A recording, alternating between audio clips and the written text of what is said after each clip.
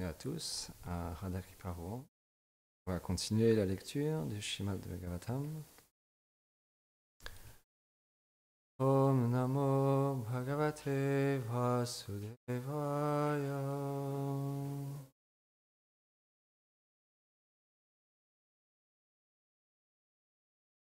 Om Namo Bhagavate Vasudevaya.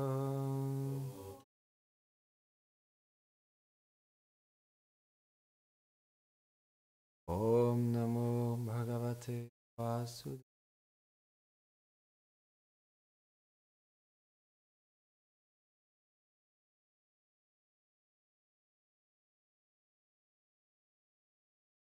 Deuxième chant du Srimad Bhagavatam, deuxième chapitre.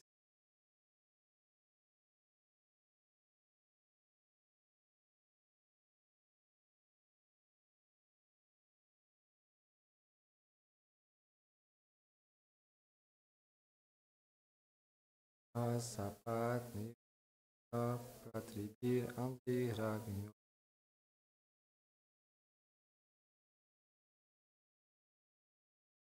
Varo Pisan Upagata Tapasevanani.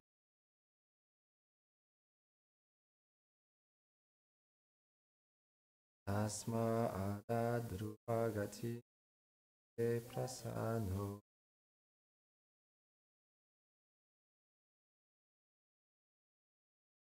Astu Anti Mayo.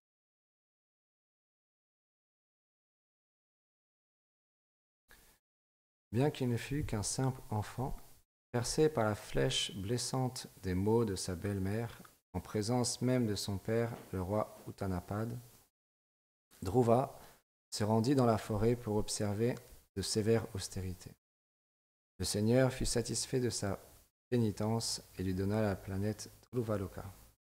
Aujourd'hui encore, sa gloire est chantée par les sages comme Bhrigu et d'autres situés dans les régions au-dessus des trois mondes et par les Shaptarishi, 7 sages qui résident en commentaire. Srila Vishwanath Chakravarti Thakur explique que ce verset décrit le Seigneur dans sa forme transcendantale de Krishnagarbha. Celui-ci apparut à son dévot Dhruva, qui, percé par les maux acérés de Suruchi, sa belle-mère, quitta son père, le roi Uttanapad, pour aller accomplir des austérités dans le but d'obtenir du Seigneur un royaume plus grand que son grand-père Brahma. Satisfait des prières de Dhruva, le Seigneur lui offrit une planète spirituelle éternelle qui porte le nom de Dhruvaloka. Cette planète est vénérée par les 7 sages qui résident sur les 7 planètes situées sous elle et par des sages comme Bhrigu, qui habitent au-dessus. Cette forme du Seigneur appelée Krishnagarbha est une émanation de Vasudeva. Elle est mentionnée dans le Srimad Bhagavatam. Le Seigneur suprême Shri Krishna dit: Ô glorieuse mère, durant le Svayambhuva Manvantara, je suis apparu en tant que ton fils quand tu étais connu comme Prishni, et mon père Vasudev était Prajapati, sans tâche nommé Sutapa. Puisque l'on ne peut trouver dans l'univers personne qui me soit égal en vertu, en magnanimité et en d'autres qualités divines, alors je me suis moi-même incarné comme ton fils et fus connu comme Krishnagarbha. Son apparition, Srimad Bhagavatam 10, 3, 41. Son apparition est mentionnée dans le 10e chant, mais pas ses activités. Par contre, ses activités sont mentionnées dans le verset présent, mais pas sa naissance. En comparant la naissance et les activités, toutes deux peuvent toujours être combinées. Le Laghu Bhagavatamrita dit: parce que les activités du fils de Prishni ne sont pas mentionnées dans le 10e chant et que le nom Prishni n'est pas mentionné dans la citation du second chant, les deux peuvent être combinés afin de décrire cette incarnation du Seigneur.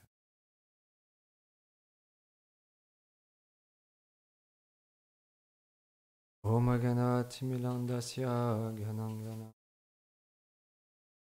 Chakshu Militamena Tasya Namaha Namam Vishnu Padaya Krishna Prestaya Bhutare Srimati Bhakti Amine Namaste Sarasvati Deve Gauravani Pracharine Nidvishesha Shunyavadi Pashita Jai Shri Krishna Chaitanya Prabhupada Yadvaita Gadadhar Shivasaur Bhakti Hare Krishna Krishna Krishna Hare Rama Rama Rama Hare Indai Tulasi Devya Priya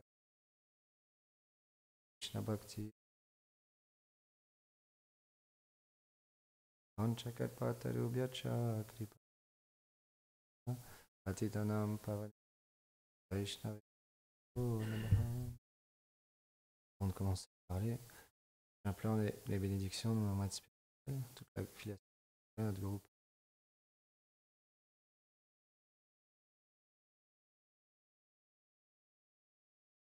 Vraiment intéressant comment le Srimad Bhagavatam décrit les gloires des dévots du Seigneur et comment, par leur pratique, leur exemple personnel, ils atteignent la perfection. Ici, dans le verset, on mentionne Dhruva Maharaj. Un divertissement très important pour nous, parce que Dhruva, il personnifie cette détermination. On a besoin de notre vie spirituelle.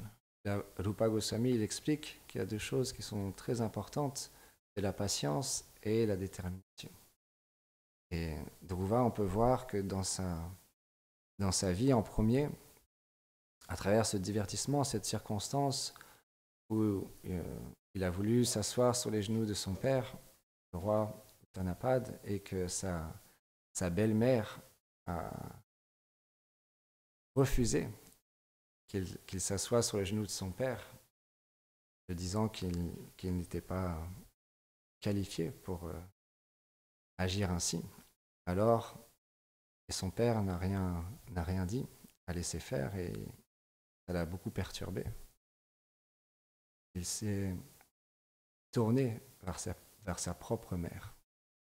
Ce qui est intéressant, c'est que sa mère lui a donné une instruction, lui a révélé comment sortir de son problème, comment il pouvait, à travers des austérités, pouvoir rétablir dans son cœur la paix intérieure et de pouvoir, par ces austérités, atteindre la perfection. Plus de simplement régler son problème, il atteindrait en plus la perfection. Et donc, les Vaishnavas, ils expliquent que son premier maître spirituel, c'est sa mère. Parce qu'il a donné cette instruction d'aller accomplir des austérités dans la forêt. Et ensuite, parce que le Seigneur est très miséricordieux, quand il s'est rendu dans la forêt, de nouveau, là encore, il a reçu des instructions en la personne de Narada Muni. Et Narada Muni, comme c'est un Vaishnava extrêmement qualifié, et les Vaishnavas, parfois, ils testent notre sincérité et notre détermination. Et Dhruva Maharaj, comme il personnifie cette détermination, il n'a aucunement été perturbé par les paroles de Narada Muni qui lui a dit « Oh jeune enfant, qu'est-ce que tu fais ici dans la forêt? Il y a des tigres féroces, il y a des serpents. Tu n'es qu'un simple enfant, tu es très jeune. Tu devrais, je pense, retourner dans ton royaume. Moi, je connais bien ton père. Si tu veux, je peux même t'accompagner et résoudre la situation. » Parce que Dhruva Maharaj lui avait expliqué ce qui s'était passé. Mais Dhruva Maharaj, il a dit, si tu as quelque chose à me partager, à me donner, qui me permettra de pouvoir voir le Seigneur suprême, alors je suis prêt à t'écouter. Sinon, je ne t'écoute pas. C'est la détermination de Dhruva Maharaj. Et Narada Muni était très satisfait. Et donc, il a instruit Dhruva Maharaj à accomplir des austérités en chantant Om Namo Bhagavate Vasudevaya. Après très peu de temps, parce qu'il n'était pas un être ordinaire, c'était un kshatriya, bien qu'il était un jeune enfant, c'était un kshatriya. Et donc, il avait un grand dévot du Seigneur, pas simplement un kshatriya ordinaire, parce que comme on l'a pu l'entendre dimanche, il y a aussi des kshatriyas qui sont maléfiques et qui veulent le pouvoir, la richesse, la gloire pour eux, comme on a pu le voir avec Dhritarashtra et Duryodhana. Mais lui, Dhruva, bien qu'il a approché le Seigneur avec un intérêt, et il voulait avoir, comme explique ce verset, un royaume plus grand que son propre grand-père, qui n'est nul autre que Brahma lui-même, créateur. Donc il a approché le Seigneur quand même avec un désir. Et le Seigneur, parce qu'il est magnanime, alors il comble le désir de ses dévots sincères. Et le Seigneur est apparu devant Dhruva. Il était tellement fasciné de la beauté du Seigneur suprême. Tellement fasciné. Il a une beauté infinie. Quand le Seigneur a parlé à Dhruva, il lui a expliqué qu'il comblerait son désir et qu'il donnerait ce qu'il souhaite. Alors Dhruva s'est senti mal à l'intérieur de lui-même. Et il a senti dans son cœur qu'il avait approché le Seigneur pour un désir matériel. Et au final, il voulait plus. La beauté du Seigneur a écarté son désir pour lequel il était venu. Mais parce que le Krishna, le Seigneur, il aime glorifier ses dévots, alors malgré que Dhruva ne voulait plus cette planète, le Seigneur lui a quand même Dhruva-loka. Donc ça nous montre, avec la détermination et aussi l'instruction du maître spirituel et de nos maîtres spirituels, parce qu'un Vaishnava, il peut apprendre de tout le monde. C'est le principe même du Vaishnava. Il a tellement, comme Gurudev a expliqué l'autre jour, plus on progresse dans notre vie spirituelle et plus on fait grandir nos oreilles pour pouvoir entendre les gloires du Seigneur encore et encore et encore. Et notre attention pendant le Harikatha, l'écoute des gloires du Seigneur devient de plus en plus important. On comprend que ce sont des moments spéciaux qui vont nous permettre de pouvoir entendre parler de la connaissance, comme Dhruva. Il n'a pas pris les paroles de sa mère à la légère, bien qu'il était un simple enfant. Il aurait pu dire « Ah oui, mais bon, je ne suis pas sûr, est-ce que tu me dis que ça va vraiment marcher, qui me dit que c'est vrai, quelle autorité es-tu » Non, il a été... Son avidité et son désir de suivre les instructions de sa mère ont été forts. C'est de la même manière, Gorgovina Maharaj, il explique une très belle histoire. Un jour, il y avait une jeune fille avec sa belle-mère qui sont rendues à l'écoute du Srimad Bhagavatam, à un endroit avec un pandal en Inde. C'est très fameux que différentes personnes soient désignées pour parler sur les gloires du Srimad Bhagavatam. Et donc, tous les villageois viennent écouter. Et à cette occasion, la jeune fille avec sa belle-mère se sont rendus à cet endroit. Et ils ont entendu pendant plusieurs heures les gloires du Srimad Bhagavatam. Et à un moment donné, le narrateur, il expliquait que simplement juste en chantant le nom de Hari, Hari, Hari, alors tous les obstacles qu'on rencontrerait dans la vie disparaîtront et on trouvera une félicité incommensurable. Et les deux ont entendu la même chose. Sur le chemin du retour, parce qu'il y avait une rivière pour rentrer au village, à l'aller, la rivière était très basse. Donc c'était très facile de traverser cette rivière. Mais au retour, la rivière a monté. Et donc, l'eau était très haute. Et la belle-mère et la jeune fille, quand ils ont vu ça, ils se sont un petit peu inquiétés de savoir s'ils allaient pouvoir traverser cette rivière. Et la jeune fille, dans l'enthousiasme et la foi, avec l'intention avec laquelle elle a entendu les gloires du Srimad Bhagavatam, a fait qu'elle a pu dire à sa belle-mère « Ne t'inquiète pas, chantons Hari, Hari, Hari ». et traversons cette rivière. Qu'est-ce qui va pouvoir nous arriver? Le Seigneur Harli nous protège personnellement. Et donc, la jeune fille, elle a commencé à avancer dans la rivière et en chantant les gloires de Hali, Hali, Hali. Et donc, elle traversait la rivière et elle a pu traverser facilement.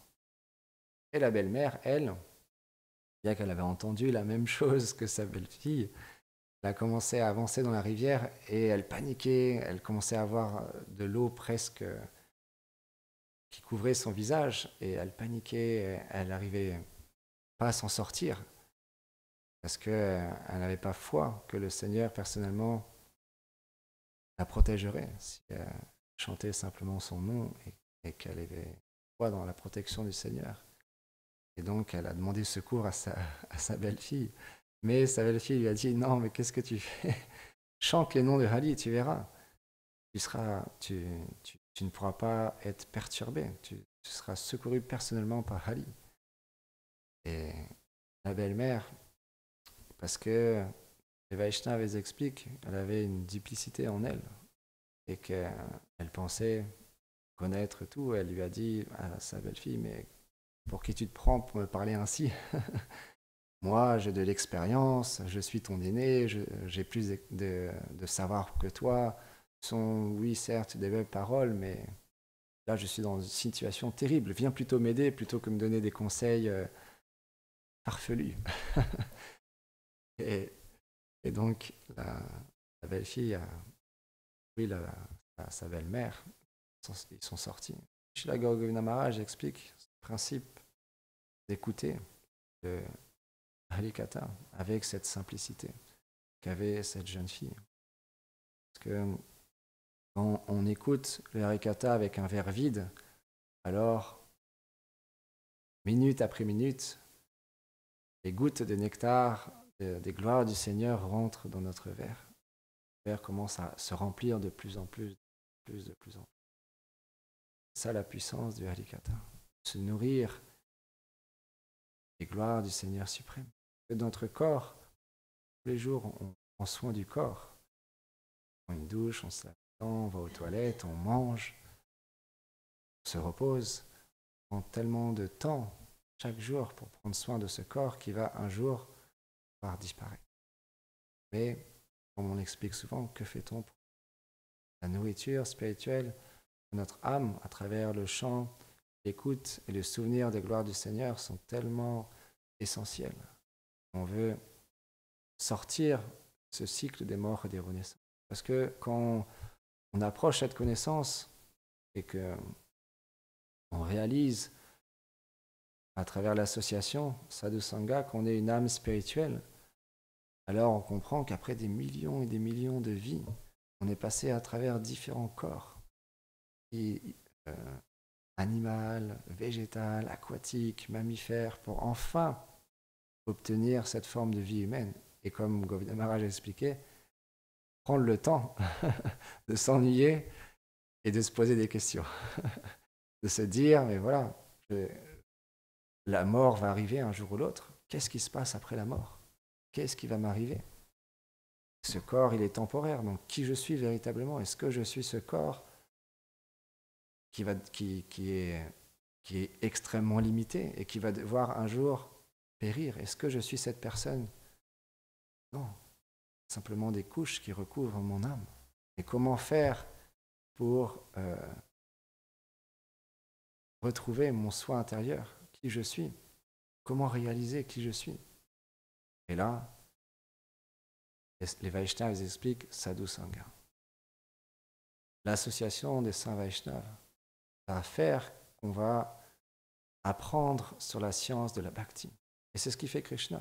Krishna, quand on l'approche, alors, par bonne fortune, il nous place au pied de son dévot. Et qu'est-ce que fait le Vaishnava? Il nous place au pied de Krishna. Et c'est le jeu entre Krishna et son dévot. Parce qu'un Vaishnava qualifié, il ne veut pas l'adoration pour lui-même. Il veut simplement qu'on adore son objet d'amour, Krishna. Et Krishna, parce que lui, il aime ses dévots, alors il nous place au pied de ses dévots. Parce que c'est la nature de Krishna. Il a été, comme Gurudev il dit souvent, avalé. Son cœur a été avalé par dévots du Seigneur. Parce que les dévots du Seigneur, ils sont complètement abandonnés à sa personne. Un jour, Ramachandra, après avoir vaincu le grand démon Ravan avec l'aide des singes, il a voulu récompenser les singes. Et il disait à tel singe, qu'est-ce que tu veux? Je veux t'offrir une bénédiction, je veux te donner quelque chose devant moi, ce que tu veux. Et il y a un singe, il disait, oh, j'ai faim, je voudrais des fruits. Le Seigneur Ram, il dit, tiens, voilà des fruits.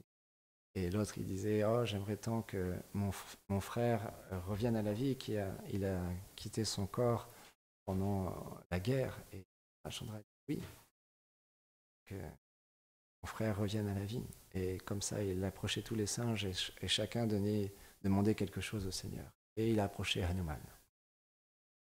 Oh Hanuman, tu t'es tellement bien battu pour moi. Mon grand dévot, s'il te plaît, je veux te donner quelque chose. Demande-moi ce que tu veux. Hanuman, il a dit, mais pas du business avec toi, mon cher Seigneur Ramachandra. Je veux rien de toi. Rien du tout. Et Ramachandra, il a dit, si, s'il te plaît, je veux te donner quelque chose, s'il te plaît. Accepte, demande-moi ce que tu veux. Et Hanuman, il voulait rien du tout. Et que le Seigneur Ram insistait et insistait. Alors Hanuman a demandé, s'il te plaît, je veux simplement que quand tes gloires sont narrées, je sois présent. Pouvoir écouter les gloires de ta personne. C'est la seule bénédiction que je veux. Et les Ramachandra étaient très satisfaits de son. Alors, que ça soit ainsi. C'est ça les dévots du Seigneur. Ils sont complètement désintéressés, comme Gurudev expliquait l'autre jour. Un Vaishnav, il souhaite juste voir les personnes qui sont autour de lui, pour qu'eux-mêmes puissent avoir l'expérience de ce qu'il vit. C'est ça le dire d'un Vaishnav. Vaishnav pour faire plaisir à son dévot. Alors, et progresser petit à petit. Disciples, âmes sincères qui sont autour du Vaishnava. De cette manière-là, Vaishnava mais pour lui-même, il ne disait rien. Comme Chaitanya Mahaprabhu a dit, Nadanam Najanam. Ne perd pas la position, le disciple, la belle femme, la richesse. Tout ça, ça n'a aucune valeur pour lui. Il a pleinement, nous, on en est encore au stade où on entend parler l'âme, qu'on est différent du corps, on entend parler du Seigneur suprême. Mais est-ce que la réalisation pleine est là? Pour moi, pas encore. Donc, il n'y a pas encore l'expérience. Il y a parfois, comme Gurudev explique très souvent, il y a une expérience. Sans ça, on ne pourrait pas rester Vaishnava. On ne pourrait pas rester à la présence d'un Seigneur sous la forme de la déité, vivre en communauté, faire tellement de services pour le Seigneur s'il n'y avait pas une expérience. Donc il y a une expérience. À notre niveau, il y a une expérience. Mais une expérience pleine, où on expérimente la transcendance, la demeure du Seigneur suprême et qui nous sommes réellement. On aspire à ça. Et tant qu'il n'y a pas encore eu cette expérience, alors parfois on peut douter, parfois on peut être découragé et quitter le chemin de la dévotion. C'est pour ça que l'association avec les sadhus, elle est essentielle. Et sadhu sangha, ça veut dire être associé avec un Vaishnava, des Vaishnavas qui ont la même humeur, qui ont de l'affection pour nous. Et ce qu'ils disent et ce qu'ils font, c'est très rare. C'est pour ça que le sadhu, c'est très rare. C'est identique. Et qui ont une réalisation plus grande que la nôtre. Et à travers cette personne-là, qui a ces 4 qualités, alors on va obtenir un grand bénéfice dans notre vie spirituelle. On va pouvoir être, comme Dhruva Maharaj, fixé sur le but et être déterminé à atteindre ce but. Et comme on l'explique souvent à travers le divertissement de Maria Yashoda, qui est attached Krishna, son enfant bien-aimé, il y a aussi la patience. La détermination, mais la patience. Parce que Krishna, il se révèle à son dévot quand il le désire. Et donc, pour ça, il faut être patient. Il faut avoir une pleine conviction d'atteindre le but, mais en même temps, il faut être patient. Les deux vont ensemble. C'est des qualités qu'on doit développer. Pour ça, on doit être extrêmement tolérant envers nous-mêmes, envers les autres. On doit être extrêmement respectueux envers toutes les entités vivantes. On comprend que le Seigneur se trouve dans le cœur de chacun. Il accompagne tout le monde. Comment je peux juger quelqu'un? Comment je peux critiquer quelqu'un? Puisque le Seigneur se trouve en présence de cette personne, juste à côté, et qu'il accompagne depuis des millions d'existences. Alors, il est sur le chemin, qu'il a un conditionnement, donc certaines couches qui le recouvrent. Mais ça n'a rien à voir avec sa réalité. Lui, il est une âme spirituelle, sous la forme d'une araignée, d'un oiseau, d'un végétaux ou d'un être humain. Mais il est une âme spirituelle et le Seigneur se trouve juste à côté de lui et il l'accompagne. Donc, le respect et la compassion. Par exemple, je disais l'autre jour dans le Srimad Bhagavatam, le 5e chant, dernier chapitre du 5e chant, la description des planètes infernales. Ouh là là, il faut s'accrocher. Quand on lit la description des planètes infernales, ouh là là. Vraiment là, réalise à quel point on a une bonne fortune de se trouver dans cette merveilleuse Guru Parampara, cette filiation spirituelle qui remonte au Seigneur lui-même et qui nous ont transmis cette connaissance pour pouvoir quitter ce cycle des renaissances et ne plus agir pour nous et subir la loi du karma pour aller dans ces planètes-là. Parce qu'elles sont terrifiantes. Bien qu'à dévot, il est effrayé de rien. Parce que, comme chez Bhaktivinoda Thakur, il explique, peu importe que tu me fasses aller sur les planètes édéniques, les planètes infernales ou sur cette terre, simplement je te demande d'être toujours associé à ton dévot. C'est la seule chose qu'on désire. Donc en aucun cas, un Vaishnav, il n'a peur d'aller dans les planètes infernales ou d'aller dans les planètes édéniques ou de renaître dans ce monde. La seule chose qu'il souhaite, c'est toujours se rappeler de son doux Seigneur adorable, peu importe la circonstance externe. Mais nous, quand on entend la description des planètes infernales, naturellement, on comprend la nécessité qu'ont les êtres d'approcher cette connaissance, de pouvoir chanter le Mahamantra, de pouvoir entendre le Mahamantra, de pouvoir goûter le Mahaprasad, de pouvoir venir dans le temple, rendre leurs hommages aux déités. Parce que, à travers ces actions qu'on appelle Agyata Sukriti, ça amène de la Sukriti sans qu'ils se rendent compte, leur permettre de pouvoir échapper à ces planètes.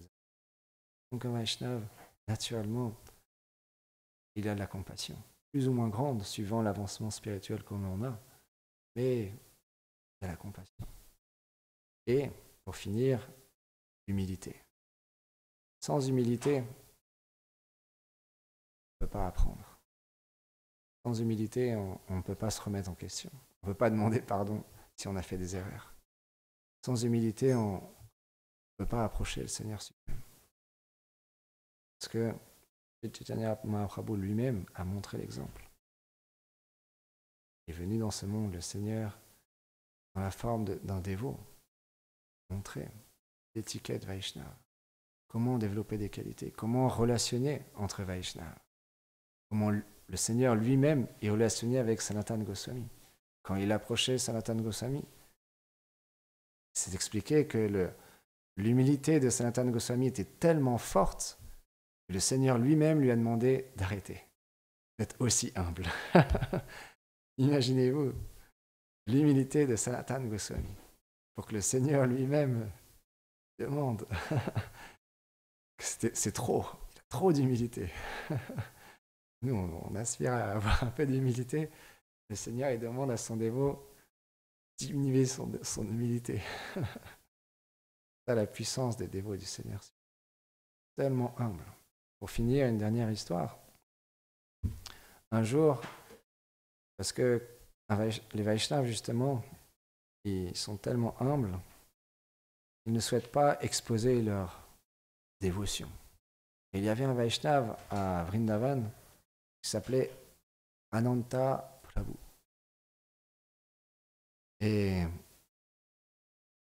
il avait une telle avidité pour le chant des saints noms qu'il chantait toute la journée. Et parfois même, pendant plusieurs jours, il chantait les saints noms et il ne mangeait pas, il ne dormait pas, il ne buvait pas. Mais il ne chantait pas dans n'importe quel endroit. Il résidait à Kamyavan, dans une petite grotte qu'il avait découverte. Et pour y rentrer, Vaishnav, il explique, il est obligé de faire Trinadapi Sunichena parce qu'il fallait passer par un petit passage pour pouvoir rentrer dans la grotte. Et après, il s'asseyait en tailleur et chantait pendant des heures dans cet endroit. Parce qu'il ne voulait être dérangé par personne. Et il ne voulait pas exposer sa dévotion, son amour pour le saint nom. Parce qu'il était humble. C'est la nature même des Vaishnavas. Et un jour, il est passé par le passage, rentré dans sa grotte, et quand il est rentré, il a vu un serpent, un cobra. Merci Marge, un cobra. Quand il a vu le cobra, les mains jointes, il a rendu ses hommages au cobra, il a dit « Oh, Anantadev, viens me rendre visite ». Parce que c'est la nature des Vaishnavas, que quand ils voient quelque chose ou quelqu'un qui peut être relié à son Seigneur, ce qu'on appelle des Udipads, alors ça leur rappelle leur Seigneur. De la même manière que Mukunda, quand il était au service du roi, il était en train de prendre le pouls du roi, qui était un musulman. Et il y avait quelqu'un qui fanait le roi avec une plume de pan. Quand Mukunda, il a tourné la tête, il a vu les plumes de pan, il s'est évanoui. Et il est tombé sur le sol. Un trône un peu élevé, il est tombé sur le sol inconscient. Quand le roi, il a vu ça, il était subjugué. Et il a approché Mukunda, il a dit « Oh, qu'est-ce qui t'arrive? Qu'est-ce qui se passe ?» Il a dit « Oh, j'ai une maladie, parfois je tombe inconscient. » Ça, les Vaishnavas, ils ne révèlent pas leurs sentiments. Parce que c'était un musulman de haute classe. Alors il a dit « Oh non, tu dois être en extase en pensant à mon Seigneur Allah. C'est pour ça que tu es tombé inconscient. » Donc c'est pourquoi les Vaishnavas, ils nous montrent cette humilité dans notre vie spirituelle. Plus on pense être qualifié, plus on essaie de montrer aux autres notre qualification, plus on s'éloigne du Seigneur suprême. Et plus on développe la petitesse, l'humilité, le respect de chacun, et qu'on considère chaque personne comme plus élevée que nous, plus on se rapproche du Seigneur suprême. C'est la clé pour pouvoir progresser dans notre vie spirituelle. L'humilité. Pourquoi on aspire toujours, comme Krishnadas Kaviraj Goswami l'explique lui-même, à pouvoir porter cette guirlande autour du cou. Le 3e verset du Shashtakam, Tadapi Sunichena. Voir jour après jour, développer de plus en plus cette proportion, respecter les êtres, être dans la tolérance, dans le pouvoir un jour avoir une pleine expérience à travers le chant du Mahamudra. Comme ah oui, j'ai oublié de finir. Comme ce Vaishnava, quand il est rentré dans la grotte, il a pas prêté attention que c'était un cobra. Il est simplement parce qu'il était tellement avide de chanter, il s'est assis en tailleur et il a continué à chanter le Mahamudra. Il chantait Hare Krishna, Hare Krishna, Krishna Hare Ram, Hare Ram, Ram Ram. La nature d'un serpent est de piquer. quand le cobra a vu personne rentrer dans cette grotte, alors il a piqué le sadhu. Il a mordu le Vaishnava. Et le Vaishnava, il a continué à chanter. Et il chantait, complètement absorbé dans le son. La douleur commençait à se faire ressentir de plus en plus. Et donc il chantait de plus en plus fort, avec de plus en plus d'avidité. Ou dans le chant. Et il continuait à chanter. Et à un moment donné, le Seigneur lui-même est apparu devant lui. Oh, Sadhu, qu'est-ce que tu fais? Pourquoi tu t'occupes pas de la morsure de serpent? Parce que le chant de Sanon avait complètement écarté le poison qui commençait à s'infecter dans son corps. Quel est le pouvoir de Sanon? Et donc à ce moment-là, le Seigneur est apparu. Et il lui a dit, mais de quel serpent parles-tu? C'est ce que je fais, je m'occupe déjà du serpent. Krishna lui a dit, mais non, regarde, tu es piqué, tu t'en es pas occupé. Oui, mais ça, c'est pas un serpent vraiment important. Lui, juste, il a essayé de faire périr mon corps. Mais de toute manière, un jour ou l'autre, il va périr. Par contre, moi, je m'occupe du serpent qui attaque mon cœur avec toutes ces anarthas depuis des millions de vies. Il y a ce serpent qui me ronge à l'intérieur de moi et qui m'empêche de réaliser qui je suis. Alors, à travers le chant des saints noms, je m'occupe de ce serpent-là. Et Krishna était très satisfait. Il a dit, bienvenue dans mes divertissements éternels. Go, Premanande.